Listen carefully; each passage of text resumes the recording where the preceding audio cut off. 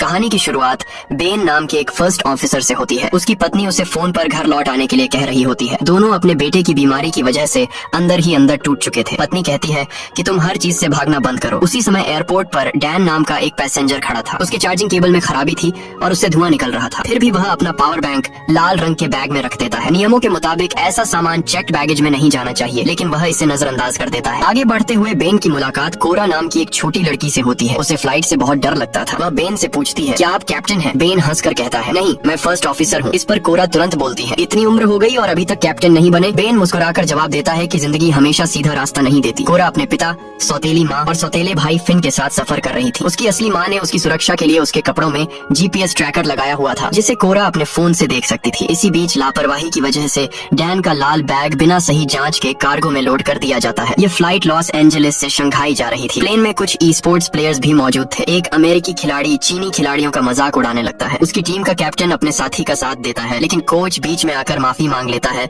और मामला शांत कर देता है। इस फ्लाइट के कैप्टन का नाम रिचर्ड था। प्लेन उड़ान भरता है और तभी हमें पता चलता है कि बेन पहले एयरफोर्स में था। उसने अपने सीनियर ऑफिसर के खिलाफ हाथ उठा दिया था क्योंकि वह नियमों का सही पालन नहीं कर रहा था। इसी गलती की वजह से बेन अपनी नौकरी, पेंशन और सारे फायदे खो बैठा। अब वह एक छोटी एयरलाइन में फर्स्ट ऑफिसर की नौकरी कर रहा था। दूसरी तरफ स्पोर्ट्स प्लेयर लिली अपने कैप्टन सैम से पूछती है कि वह उसका लेटर पढ़ने से इतना डर क्यों रहा है। सैम कहता है कि वह डर नहीं रहा, बस चीन लौटने के बाद पढ़ेगा। फिर वह वॉशरूम की तरफ जाता है जहां उसने लिली के लेटर्स अपने फोन कवर में छिपा कर रखे हुए थे। इधर कोरा का पिता उसे समझाने की कोशिश करता है। वह कहता है कि कम से कम अपने भाई फिन के साथ थोड़ा अच्छा व्यवहार करो, लेकिन कोरा उसकी बात नहीं सुनती। उसे अपनी स्टेप मदर बिल्कुल पसंद नहीं थी। उसके पिता वॉशरूम चले जाते हैं और थोड़ी देर बाद उसकी स्टेप मदर भी उनके पीछे चली जाती है। उसी समय कार्गो में पड़ा खराब चार्जिंग केबल अचानक चिंगारियां छोड़ने लगता है और वहां आग लग जाती है। फिन को अपने माता पिता दिखाई नहीं देते तो वह कोरा से पूछता है कि वे कहाँ हैं। कोरा मजाक में कहती है कि वॉशरूम के पास एक पूल है और वे वहीं गए हैं। फिन वहां पहुंचता है लेकिन गलती से दूसरे हिस्से में चला जाता है। वहां एक आदमी वीडियो गेम खेल रहा था। फिन उसके पास बैठकर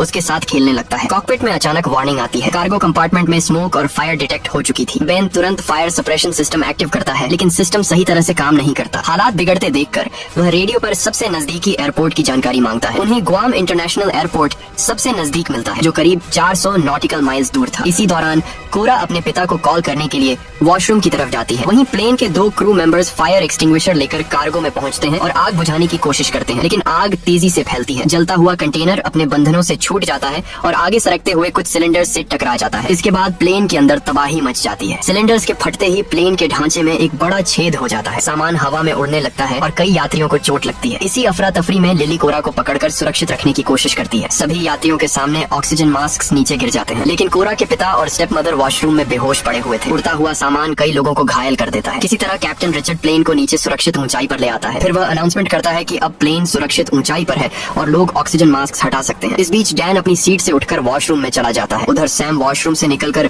जल्दी से लिली के पास पहुंचना चाहता है, लेकिन एक फ्लाइट अटेंडेंट उसे रोककर सीट पर बैठा देती है क्योंकि इस समय भागना खतरनाक था। डैन वॉशरूम में बैठकर स्मोकिंग करने लगता है। तभी कार्गो में लगी आग और ज्यादा फैल जाती है। जलता हुआ कंटेनर इंजन से टकरा जाता है। इंजन बुरी तरह फट जाता है और प्लेन के साइड में एक और बड़ा छेद हो जाता है। कुछ यात्री सीधे बाहर गिरने लगते हैं। स्थिति और भी खराब हो जाती है जब फ्लाइट कंट्रोल्स जवाब देना बंद कर देते हैं। उस समय प्लेन खुले समुद्र के ऊपर था। थोड़ी ही देर में दूसरा इंजन भी आग पकड़ लेता है। अब प्लेन की पावर और रेडियो कम्युनिकेशन दोनों खत्म हो जाते हैं। हालात हाथ से निकलते देख बेन तुरंत रैम एयर टरबाइन डिप्लॉय करता है। शुक्र है कि इससे प्लेन के जरूरी इंस्ट्रूमेंट्स दोबारा चालू हो जाते हैं और उन्हें उम्मीद की एक छोटी सी किरण दिखाई देती है। प्लेन में मौजूद कोरा अपने मम्मी पापा की तरफ भागने लगती है, लेकिन एक फ्लाइट अटेंडेंट उसे पकड़कर रोक लेती है। उधर कैप्टन रिचर्ड फैसला करता है कि अब प्लेन को समुद्र में उतारना ही पड़ेगा। वह बेन से कहता है कि तुरंत फ्यूल बाहर निकालना शुरू करो। फिर वह सभी यात्रियों को अनाउंसमेंट करके इम्पैक्ट के लिए तैयार रहने को कहता है। सभी लोग डर के मारे अपनी सीटों पर झुक जाते हैं, लेकिन प्लेन बहुत तेजी से नीचे जा रहा था। कॉकपिट में रिचर्ड और बेन लगातार बहस कर रहे थे कि इस हालत में लैंडिंग कैसे की जाए। बेन सलाह देता है कि प्लेन को मोड़कर समुद्र की लहरों के समानांतर उतारा जाए। दोनों मिलकर स्पीड कम करने की कोशिश करते हैं। रिचर्ड बेन से कहता है कि अपनी सीट पूरी पीछे करो और हार्नेस कसकर बांध लो। पूरा प्लेन चीखों से गूंज रहा था। अगले ही पल प्लेन जोरदार टक्कर के साथ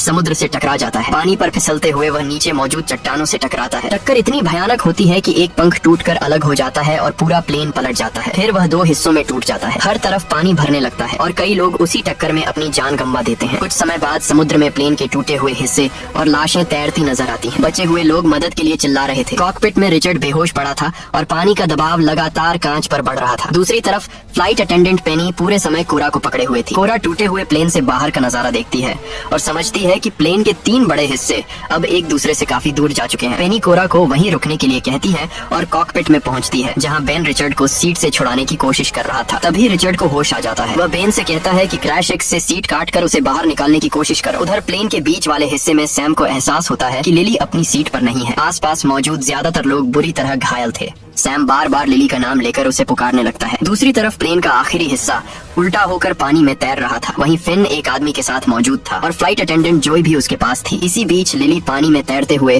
प्लेन के टूटे हुए हिस्से तक पहुंच जाती है। उसके पैर से लगातार खून बह रहा था। कॉकपिट में बेन और पेनी पूरी कोशिश करते हैं लेकिन रिचर्ड को बाहर नहीं निकाल पाते। ऊपर से कॉकपिट का कांच किसी भी पल टूट सकता था। बेन समझ जाता है कि अगर वह रिचर्ड का पैर काटेगा तो वह खून बहने से मर जाएगा। तब रिचर्ड उसे कहता है कि दरवाजा बंद करके यहाँ से निकल जाओ ताकि पानी सिर्फ कॉकपिट में ही रहे और बाकी हिस्से में न फैले। फिर वह बेन से कहता है अब यह प्लेन तुम्हारा है, घर जाओ और अपने बेटे के साथ रहो। बेन वहाँ से निकलने लगता है तो रिचर्ड उसे ELT चेक करने के लिए याद दिलाता है। बेन बाहर का हाल देखकर सन्न रह जाता है। प्लेन के आखिरी हिस्से में ज्यादातर लोग मर चुके थे और पूरा हिस्सा उल्टा होकर पानी में फंसा हुआ था। उसी समय वॉशरूम में फिन की माँ को होश आ जाता है। वह कोरा के पिता को भी जगाती है लेकिन जैसे ही वे दरवाजा खोलते हैं पानी तेज रफ्तार से अंदर घुस आता है। कॉकपिट में अकेला बैठा रिचर्ड अपने परिवार की तस्वीर को देख रहा था। तभी कांच टूट जाता है और समुद्र का पानी उसे भी अपने साथ ले जाता है। उधर आखिरी हिस्से में मौजूद एक बुजुर्ग महिला बेकी अभी भी जिंदा थी। उसे होश आ जाता है। सभी समझ जाते हैं कि पानी लगातार ऊपर आ रहा है, इसलिए उन्हें और ऊंची जगह पर जाना होगा।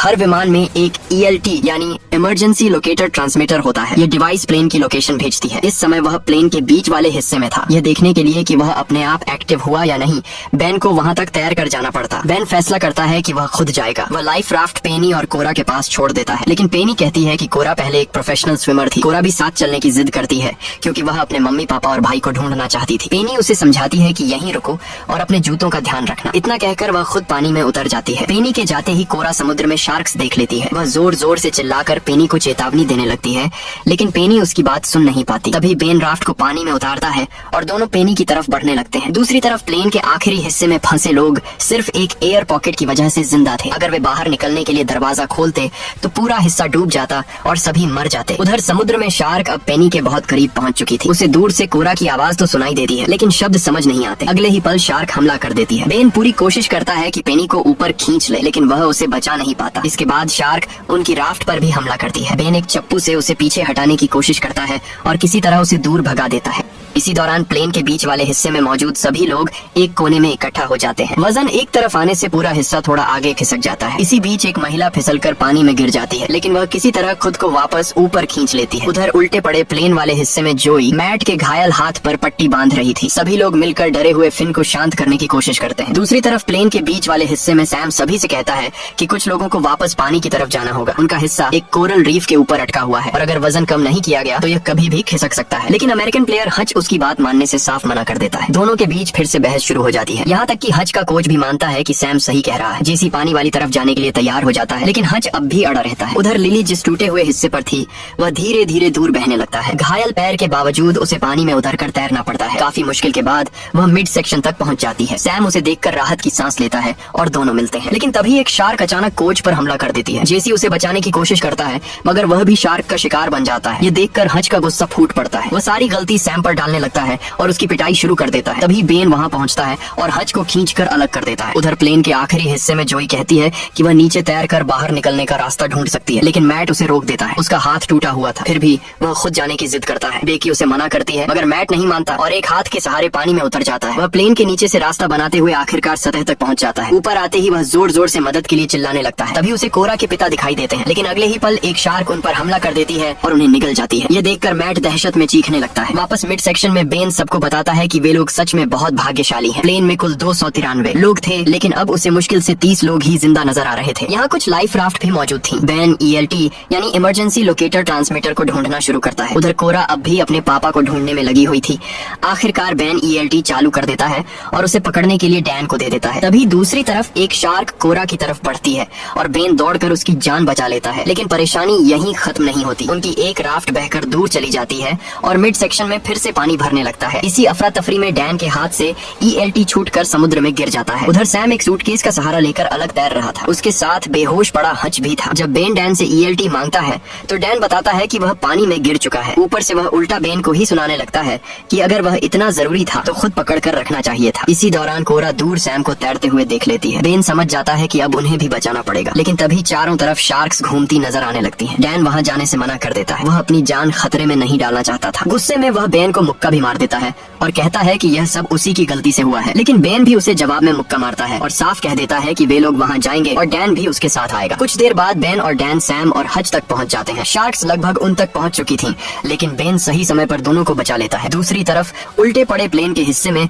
अब और इंतजार करना नामुमकिन था। बेकी वहां से जाने से मना कर देती है। वह सिर्फ जोई से कहती है कि फिन को लेकर निकल जाओ। जोई वादा करती है कि वह वापस आएगी और फिर फिन को साथ लेकर आगे बढ़ती है। रास्ते में उन्हें मैट की लाश दिखाई देती है। दोनों किसी तरह सतह तक पहुंच जाते हैं। पास ही एक बंद पड़ा लाइफ राफ्ट भी बहकर आ चुका था। उधर लिली अचानक आसमान में एक प्लेन देखती है। सभी लोग पूरी ताकत से हाथ हिलाकर मदद मांगते हैं, लेकिन वह विमान उन्हें देख नहीं पाता और आगे निकल जाता है। इस बीच जोई राफ्ट खोल देती है। वह फिन को उसमें बैठाने ही वाली थी कि अचानक शार्क हमला कर देती है, लेकिन इत्तेफाक से शार्क्स आपस में ही लड़ने लगती हैं। मौका मिलते ही जोई फिन को राफ्ट में चढ़ा देती है और खुद भी किसी तरह ऊपर आ जाती है। उसके पैर से काफी खून बह रहा था। कुछ ही सेकंड बाद वह बेहोश हो जाती है। अब फिन बिल्कुल अकेला था। वह जोर जोर से मदद के लिए चिल्लाने लगता है। तभी उसे महसूस होता है कि राफ्ट नीचे से हिल रही है। वह नीचे झांक कर देखता है तो एक शार्क राफ्ट से टकराती है। फिन संतुलन खो देता है और राफ्ट के किनारे लटक जाता है। उधर उल्टे पड़े हिस्से में पानी अब बेकी की गर्दन तक पहुंच चुका था। उसे अपनी पोती की याद आने लगती है। वह भगवान से दुआ करती है कि उसकी पोती की जिंदगी खुशियों से भरी रहे। उसी समय आसमान में एक हेलीकॉप्टर दिखाई देता है जो बचे हुए लोगों की तलाश कर रहा था। साथ ही एक चीनी फिशिंग शिप से भी संपर्क किया जाता है और उन्हें बताया जाता है कि पास में एक प्लेन क्रैश हुआ है, इसीलिए जितनी जल्दी हो सके बचाव के लिए पहुंचो। वहीं राफ्ट पर बैठे हज की नजर सैम पर पड़ती है, जो बार बार लिली को देख रहा था। हज उससे कहता है कि जाकर अपने दिल की बात बता दो, लेकिन सैम कहता है कि वह ऐसा नहीं कर सकता क्योंकि उनकी टीम का नियम है कि खिलाड़ी आपस में डेट नहीं कर सकते। इस पर हज हंसते हुए कहता है कि ऐसे नियमों की परवाह आखिर करता ही कौन है। अब तक कोरा को समझ आ चुका था कि उसके परिवार के लोग शायद अब इस दुनिया में नहीं बचे। उसे अपने पिता की बात याद आती है। उन्होंने कहा था कि फिन का ध्यान रखना, लेकिन वह ऐसा नहीं कर पाई। आखिर फिन अभी सिर्फ 7 साल का बच्चा था। बेन उसे दिलासा देता है और बताता है कि उसका बेटा भी 7 साल का ही है। फिर वह अपने बेटे की एक पुरानी फोटो कोरा को दिखाता है। तभी दूर से एक रेस्क्यू हेलीकॉप्टर उनकी तरफ आता दिखाई देता है। सभी लोगों के चेहरे पर उम्मीद लौट आती है। हेलीकॉप्टर से एक रेस्क्यू स्विमर नीचे उतारा जाता है, लेकिन बेन जोर जोर से चिल्लाने लगता है, नहीं नीचे मत आओ। मगर हेलीकॉप्टर में मौजूद लोग उसकी चेतावनी नहीं समझ पाते। जैसे ही स्विमर पानी में उतरती है, उसी पल एक शार्क उस पर हमला कर देती है। उसे तुरंत ऊपर खींचने की कोशिश की जाती है, लेकिन शार्क उछलकर उसे अपने जबड़ों में दबोच लेती है। रस्सी अब भी उससे जुड़ी हुई थी, जिसकी वजह से हेलीकॉप्टर का संतुलन बिगड़ जाता है। कुछ ही सेकंड में हेलीकॉप्टर घूमते हुए समुद्र में जा गिरता है। हेलीकॉप्टर के टकराने से उनकी राफ्ट भी पलट जाती है। लोग किसी तरह खुद को संभालते हैं और वापस ऊपर आ जाते हैं, लेकिन ऊपर खींचे जाते समय डैन एक फ्लाइट अटेंडेंट को धक्का दे देता है। वह सीधे पानी में गिरती है और अगले ही पल शार्क्स उसे घेर लेती हैं। उसी दौरान एक चीनी फिशिंग शिप वहां पहुंच जाती है। हालांकि जहाज उनके काफी पास नहीं आ सकता क्योंकि बीच में कोरल रीफ थी और पानी बहुत कम गहरा था। अब लोगों को खुद ही वहां तक पहुंचना था, लेकिन मुश्किल यह थी कि राफ्ट में पैडल ही नहीं थे। तभी बेन को एहसास होता है कि कोरा राफ्ट पर नहीं है। वह दूर टूटे हुए प्लेन के एक हिस्से पर अकेली खड़ी थी। बेन बिना समय गंवाए उसकी तरफ तैरने लगता है, लेकिन उसके पीछे पीछे एक शार्क भी आ रही थी। किसी तरह वह कोरा तक पहुंच जाता है और उसे अपने साथ चलने के लिए कहता है, मगर कोरा मना कर देती है। वह कहती है कि वह अपने डैडी के पास यहीं रहना चाहती है। बेन उसे समझाता है कि उन्हें बस थोड़ा सा रास्ता बदलना है। फिर वह कोरा को अपने शरीर से बांध लेता है और दोनों आगे बढ़ने लगते हैं, लेकिन चारों तरफ शार्क्स भरी हुई थी। यह देखकर चीनी मछुआरे एक बड़ा फैसला लेते हैं। वे अपनी पकड़ी हुई सारी मछलियां समुद्र में फेंक देते हैं। मछलियों को देखकर शार्क्स का ध्यान उधर चला जाता है, लेकिन कुछ शार्क्स अब भी बेन और कोरा का पीछा कर रही थी। तभी बेन अपनी फ्लेयर गन निकालता है और एक शार्क पर फायर कर देता है। इससे बाकी शार्क्स भी दिशा बदल देती हैं और मछलियों की तरफ चली जाती हैं। उधर डैन को पानी में तैरता हुआ सिगरेट का पैकेट दिखाई देता है। वह उसे उठा लेता है और राफ्ट के किनारे बैठकर आराम से सिगरेट पीने लगता है, लेकिन उसकी यह खुशी ज्यादा देर नहीं टिकती। अगले ही पल एक शार्क उस पर हमला कर देती है और उसे समुद्र में खींच ले जाती है। उसकी मौत पर किसी को खास फर्क नहीं पड़ता। आखिरकार बाकी सभी लोग सुरक्षित बचा लिए जाते हैं। इसके बाद सैम लिली से बात करता है। वह कहता है कि उसने उसका लेटर कभी नहीं पढ़ा और अब तो वह शायद समुद्र की गहराइयों में कहीं खो चुका होगा, लेकिन लिली मुस्कुराकर कहती है कि उसे पता है सैम ने वह लेटर पढ़ लिया था। वह सिर्फ नियमों की वजह से अपनी भावनाएं छुपा रहा था। यह सुनकर सैम धीरे से उसके माथे पर किस कर देता है। थोड़ी देर बाद बेन कोरा के पास आता है। तभी अचानक सभी लोगों के फोन में नेटवर्क आ जाता है। कोरा तुरंत बेन का फोन मांगती है और फिन के GPS ट्रैकर की लोकेशन चेक करती है। लोकेशन मिलने के बाद सभी उस दिशा में बढ़ते हैं। वहाँ उन्हें एक राफ्ट दिखाई देती है जिसमें जोई बेहोश पड़ी हुई थी। कुछ ही देर बाद उसे होश आ जाता है। फिर वह अपने पास लेटे हुए फिन को दिखाती है। फिन को देखते ही कोरा की आंखों में खुशी के आंसू आ जाते हैं। दोनों भाई बहन एक दूसरे से मिलते हैं। कोरा उससे माफी मांगती है और उसे उसे गले लगा लेती है। कहानी के आखिर में हमें पता चलता है कि बेन का बेटा कैंसर जैसी गंभीर बीमारी से लड़ रहा है। बेन अपनी पत्नी को फोन करता है, फिर अपने बेटे से बात करता है और कहता है मैं घर वापस आ रहा हूँ। और इसी भावुक पल के साथ इस कहानी का अंत हो जाता है। तो दोस्तों, आपको ये मूवी कैसी लगी हमें कमेंट करके जरूर बताइए। अगर आपको ये एक्सप्लेनेशन पसंद आया हो तो वीडियो को लाइक करना मत भूलिए और ऐसे ही शानदार मूवी एक्सप्लेनेशन देखने के लिए चैनल को सब्सक्राइब जरूर करें। मिलते हैं अगली वीडियो में।